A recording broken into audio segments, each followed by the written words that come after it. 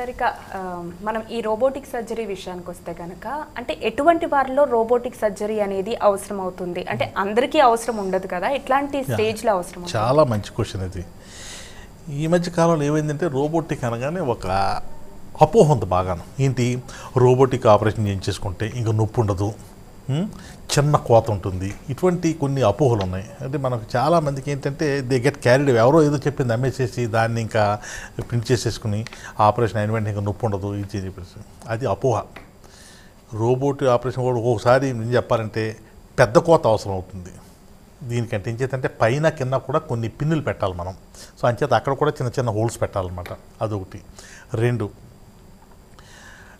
ఎక్కువ డిఫార్మిటీ ఉన్న వాళ్ళకి రోబోటిక్ ఆపరేషన్ని ఎంకరేజ్ చేస్తాను నేను.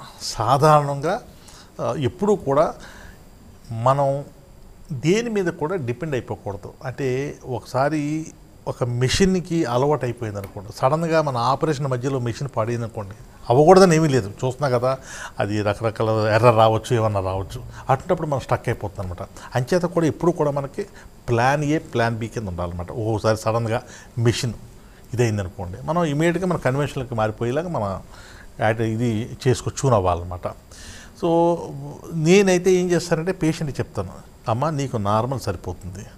కొంతమంది అంటారు, డాక్టర్ గారు మాకు మనీ నాకు క్రైటీరియా కాదు అని. అదే అంటాను, డబ్బులు ఒకటే క్రైటీరియా కదమ్మా, దీనికి నా క్రైటీరియా వేరే ఉంటుంది ఆపరేషన్ చేయడానికి అని చెప్పి అంటుంటాను.